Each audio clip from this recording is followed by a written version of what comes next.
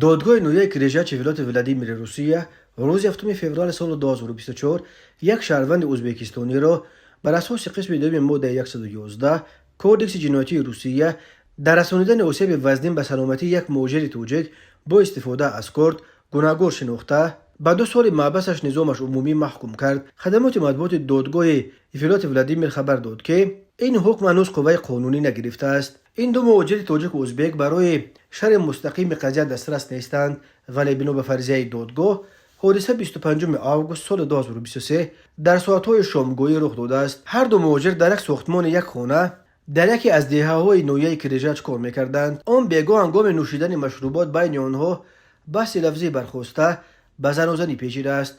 مهاجر ازبک بعد این به داخل آن بنای ساختمانش ناتمام کرد و موقتا در آنجا زندگی می‌کردند در آمده است، ولی مهاجر تاجیک از پسش به خانه در آمده به بحث ادامه داده است و مهاجر ازبک که در حالت مستی قرار داشت از حسیات بدبینی نسبت به جبر دیده از روی میز کارد را گرفته به شکم و قفس سینه او ضربه زده است.